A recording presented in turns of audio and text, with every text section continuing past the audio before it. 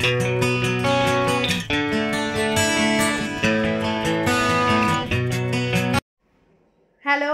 Good morning.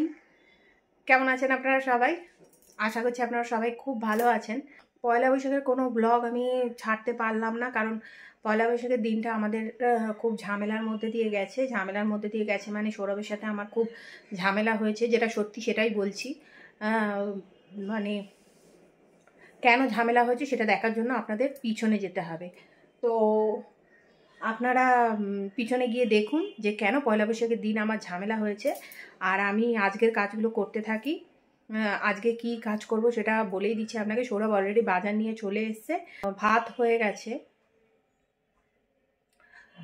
আজকে শোল মাছের একটা শুধু ঝোল করব, অবশ্যই সেটা আপনাদের সাথে শেয়ার করব যদি টাইম থাকে। তো চলুন আজকের কাজগুলো করতে থাকি, সেটা আপনারা পরে দেখতে পাবেন, কিন্তু তার আগে পয়লা বৈশাখের দিনটা একটু দেখে নিন যে কেন আমার ঝামেলা হয়েছে। আর একটা কথা, আশা করছি আপনাদের সবার পয়লা বৈশাখটা খুবই ভালো গেছে। আমার তো ভালো যায়নি, তো সেটা আমার ভালো যায়নি ইন দ্য সেন্স, মানে যেহেতু আদিকে আমি অত কিছু কেনাকাটি করা হলো, আদিটাকে নিয়েও একটু বেরোতে পারলাম না, এই জন্যই আর কি ভালো যায়নি। নইলে আমার ভালো যাওয়া না যাওয়ার তো কোনো ব্যাপারই না।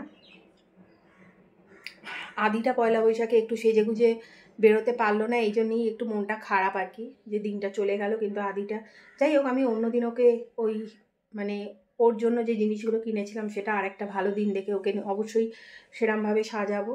তো যাই হোক, চলুন আজকের দিনটা শুরু করি, তাড়াতাড়ি করে কাজকর্মগুলো করি। রান্না বান্না এখনও কিছুই হয়নি, এই ঘরটা শুধু হয়েছে, ওই ঘরটা এখনও আদিকে এইসবে খাইয়ে এলাম জলখাবার, তো ওই ঘরটা এখনও হয়নি।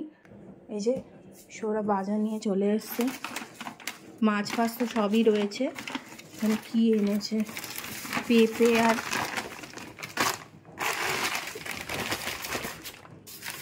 আর কলমি শাক। এখানে ভাত আমার হয়ে গেছে, এখানে আদির ভাত হচ্ছে, এখানে চাটনির আমটা আমি নুন হলুদ দিয়ে সিদ্ধ করে রেখেছি, শুধু ফোড়ন দেব। তো চলুন রান্না বান্না শুরু করি।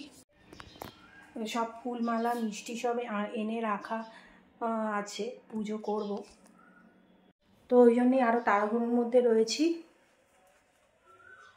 অনেক কাজ আজকে। তা আজকের কাজগুলো করি, আর তার আগে আপনাদের যে বললামই, আপনারা পেছনে গিয়ে দেখুন যে পয়লা বৈশাখের দিন আমার কি নিয়ে ঝামেলা হয়েছে, কি হয়েছে পয়লা বৈশাখটা দেখে নিন আগে।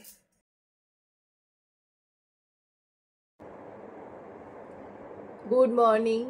এখনও বুঝতেই পারছেন যে বিছানা ছেড়ে উঠিনি মানে উঠেছি, চা খেয়েছি। চা খেয়ে সৌরভ এখন বাজার যাবে, আদি ঘুমোচ্ছে, আর এবার আমি উঠে সব ঘরের কাজকর্মগুলো করব, মানে বাসি কাজগুলো ছাড়বো। তো আজকে নববর্ষ, বাংলা বছরের প্রথম দিন, আপনাদের সবাইকে শুভ নববর্ষ। সবার বছরটা খুব ভালো যাক এই কামনা করি। আর আমি আগেও বলেছি 5 জানুয়ারিতে যে বছর ভালো যাক মানে টাকা ইনকাম করুন অনেক অনেক, এটা নয়, শরীর স্বাস্থ্য যেন ভালো থাকুক, এটাই ভগবানের কাছে কাম্য করি। টাকা পয়সা কম থাকলেও অসুবিধা নেই, কিন্তু হেলথ ইজ ওয়েলথ। শরীর ভালো থাকলে, নিজেদের লোকের শরীর ভালো থাকলে, নিজের শরীর ভালো থাকলে তবেই মন ভালো থাকে, আর তবেই কিন্তু আমাদের এই জীবনযাত্রাটা খুব সহজ সরল হয়ে ওঠে আর কি। আর মন ভালো না থাকলেই কিন্তু মনে হয় তখন দূর আর কিছু ভালো লাগছে না, তাই না? তো যাই হোক, বছরের প্রথম দিনটা একটু জ্ঞান দিয়ে শুরু করলাম। আর আসলে জানেন তো, এই হাতের ব্যথাটার জন্য রাত্রির বেলা একটা ওষুধ দিয়েছে, আমার মনে হচ্ছে ওটা নার্ভের ওষুধ দিয়েছে, মানে যেহেতু এই এতে নার্ভের ওষুধ দেওয়া হয়, তো ওই ওষুধটা জানেন তো আমার ঘুমটাকে কিছুতেই কাটাচ্ছে না। মানে আমি কোনোদিন এইরকম, এখন প্রায় 8টা মতন বাজতে যায়, এই 8টা অবধি বিছানা অবধি মানে কোনোদিন আমি পড়ে থাকিনি। মানে আমার ঘুম থেকে ওঠার টাইম হলো 6টা, আর কিন্তু এখন 8টা বাজে, মানে তাও যেন মনে হচ্ছে যে আমার মানে চোখ থেকে ঘুম সরছে না, ওষুধের রিয়াকশান। তো যাই হোক, গুড মর্নিং বলে, শুভ নববর্ষ বলে দিনটা শুরু করছি। চলুন দেখা যাক আজকে কি কাজকর্ম থাকে। ইচ্ছা আছে একটু বিকেলের দিকে একটু ঘুরতে যাওয়ার, সকাল থেকেই জানেন তো ঘুরতে যাওয়ার প্ল্যান ছিল, কিন্তু যেহেতু সৌরভের একটু কালকে কাজ পড়ে গেছিলো, অনেক রাত্রে এসছে, যার জন্য আজকে আর সকাল থেকে ঘুরতে যাওয়া হয়নি। তো বিকেলের দিকে অবশ্যই আদিটাকে নিয়ে একটু যাব। আর আজকে বিকেলে যদি বেরোই তাহলে আদির লুকটা অবশ্যই আপনাদের সাথে আমি শেয়ার করব। আর আর কিছু না, চলুন দিনটা শুরু করি। ওই দেখুন সৌরভ রেডি হয়ে গেছে, বাজার যাচ্ছে।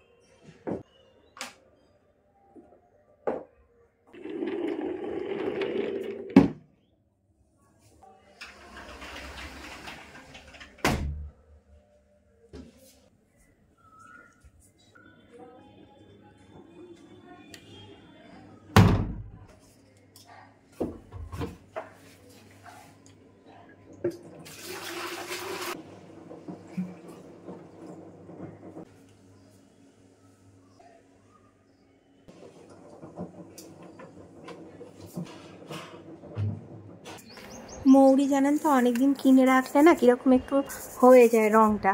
এই মৌরিগুলো অনেক দিন ধরে কেনা রয়েছে, ওইগুলো কি করেছি ধুয়ে একটু রোদ্রে শুকোত দিয়েছি। এগুলো একটু এই কড়াতে শুকনো খোলায় নেড়ে রেখে দেবো। আর এই দেখুন আমার যেহেতু ঠাকুরকে কিশমিশ দেওয়া হয়, আমার ঘরে না ওই জন্য প্রচুর কিশমিশ জমে। আর এই কিশমিশগুলোতে না একটু অল্প অল্প পোকা লাগছিল, ওই জন্য কী করেছি কিশমিশগুলো ধুয়ে 3-4 দিন হয়ে গেল রোদ্দুরে দিয়ে দিয়েছি। দেখুন কিশমিশগুলো দেখেছেন এখন কীরকম খটখটে হয়ে গেছে। এবারে তুলে নেব।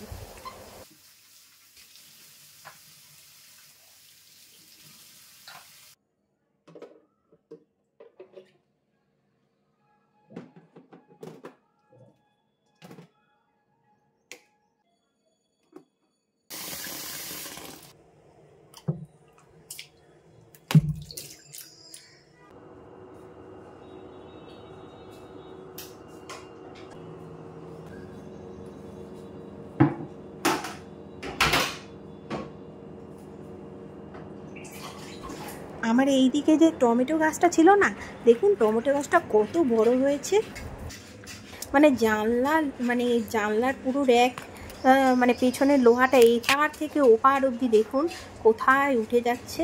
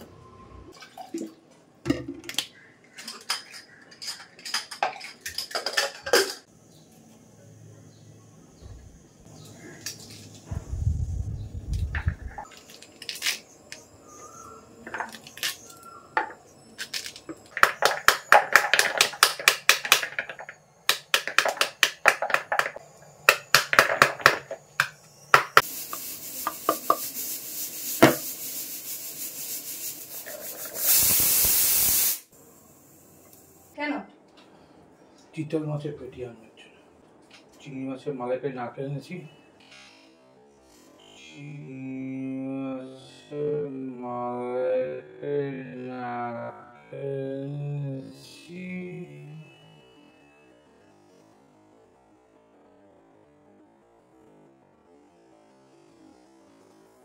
তুই আর কদিন চিংড়ি, তুই একটা কাজ কর, তুই 1 কিলো চিংড়ি এনে মালাইকারি মালাইকারি করে রেখে দেবো। আজকে তো চিতল মাছ খাওয়া হয়েছিল, আর এত বড় শোল মাছটা কি ইচ্ছে না, তুই 1 কিলো চিংড়ি মাছ নিয়ে আয়, আমি 1 কিলো চিংড়ি মাছ মালাইকারি করে ফ্রিজে রেখে দেবো।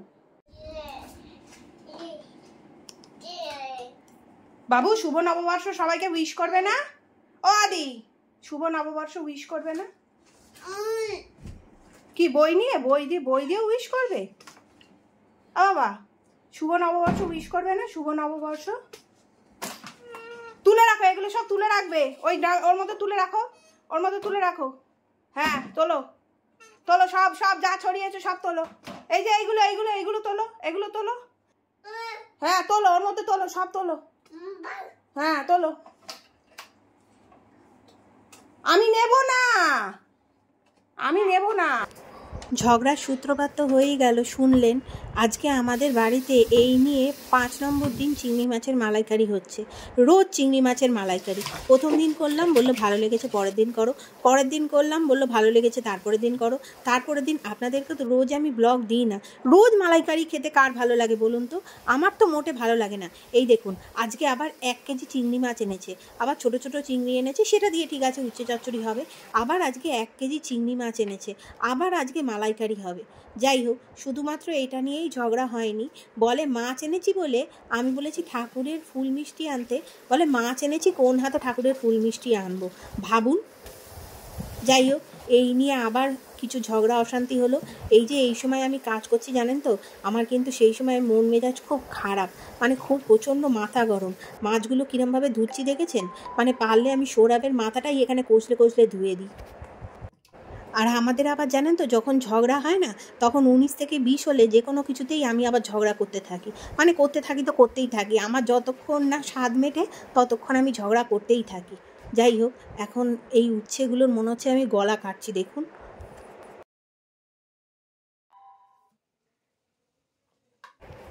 যাই হোক, আজকে উচ্ছে আর আলু দিয়ে আর ছোটো ছোটো চিংড়ি দিয়ে উচ্ছে চচ্চড়ি করব। বেগুন আজকে নেই, তাই জন্য বেগুন দিতে পারবো না। এটাতে একটু বেগুন দিলে ভালো লাগে, কিন্তু বেগুন নেই বলে শুধু উচ্ছে আর আলু দিয়েই করব। আর এই দেখুন, ওই যে মৌরিগুলো রোদ্দুরে দিয়েছিলাম, ওগুলো একটুখানি কড়াতে শুকনো খোলায় নেড়ে নিলাম। এই মৌরিগুলো কাঁচা খাওয়ার জন্য রাখলাম আর কি, মানে একটা কৌটোর মধ্যে, ঠান্ডা হলে পুড়ে রেখে দেবো। আর এইবার উচ্ছে চচ্চড়ি করছি। উচ্ছেগুলো নুন হলুদ দিয়ে ভেজে নিয়ে তারপর চিংড়ি মাছগুলো দিয়ে হালকা করে নেড়ে আলুগুলো দিয়ে দেবো, দিয়ে এবার একটু জল দিয়ে চাপা দিয়ে, মানে কাঁচা লঙ্কা চিড়ে দিয়ে জল দিয়ে চাপা দিয়ে ব্যাস চচ্চড়ি মতন করে নামিয়ে নেবো। চিংড়ি মাছের মালাইকারি আর আপনাদের কি দেখাবো, মানে দেখাতে গেলে আমার নিজেরই লজ্জা করছে। উচ্ছে চচ্চড়িটা দেখুন বরঞ্চ। আর এটা আদির মাছ, আদি আজকে শোল মাছের ঝোল খাবে, ওই আলু পটল ঝিঙে এই সমস্ত সবজি দিয়ে। আর এবার করছি হলো মালাইকারি। যাই হোক, সন্ধেবেলা সন্ধে দিতে চলে এলাম, ঠাকুরকে সন্ধে দিলাম। বাড়িতে একা একা সারাক্ষণ একটা ঘরের মধ্যে বসে রইলাম, ঠাকুরের ওপর কতগুলো রাগের কথা বললাম, আর কি বলবো। যাই হোক, দেখুন দুপুরবেলা আমাকে এই মানে ও যখন এসছিল তখন এইটা পয়লা বৈশাখের জন্য ঠাকুরের জন্য আর কি এনে দিয়েছে। এই যে আমার কচ্ছপটা বসে থাকে, বলেছিলাম একটা পাথরের বাটি আনতে, তো সেটা না এনে এই সিংহাসনটা, মানে এই সিংহাসনটা এনে দিয়েছে। সিংহাসনটা ভালোই দেখতে হয়েছে জানেন তো, মানে মেটাল টাইপের কিছু একটা। আর এই যে দেখুন, আমার যে এই যে লক্ষ্মীর ঘরটা রয়েছে, লক্ষ্মীর ঘরটা জানেন তো, আসলে আমি একটা নতুন অ্যাস্ট্রের উপর বসিয়ে রাখি। ওটা কিন্তু অ্যাকচুয়ালি অ্যাস্ট্রে, বুঝেছেন তো। তো যাই হোক, আমার ওটাতে কোনো অসুবিধা হয় না, কারণ ওটা তো আনইউজড অ্যাস্ট্রে, মানে ওটা কোনো দিন অ্যাস্ট্রে হিসেবে ইউজ করা হয়নি। তো সৌরভ এই পাথরের, সাদা পাথরের বাটিটা এনেছে, কিন্তু এটা জানেন তো আবার ঘরটার জন্য ছোট হয়ে গেছে, মানে এটাকে পাল্টাতে হবে, বড় বাটি আনতে হবে। যাই হোক, পয়লা বৈশাখের দিন ঠাকুরকে আর কী বলবো, ঝগড়া করেই সারাটা দিন কাটিয়ে দিলাম।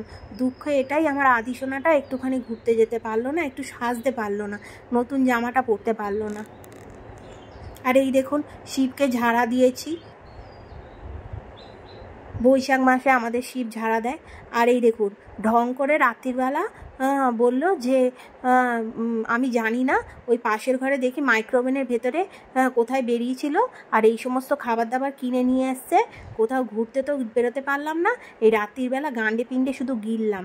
এই দেখুন ফ্রাইড রাইস এনেছে দুরকম, একটা কিরম ইয়েলো ইয়েলো ফ্রাইড রাইস আর একটা হোয়াইট ফ্রাইড রাইস, আর ওই চিকেনের মানে পিস দুখানা, এই যে এটা একটা আমার একটা ওর, এই এনেছে।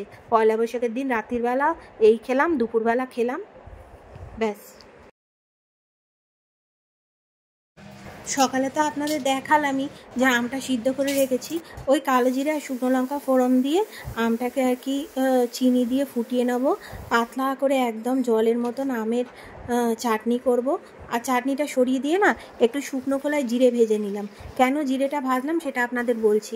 আদিকে আজকে শোল মাছের ঝোলই দেবো, আর আমাদের আজকে কাতলা মাছের ঝোল করব।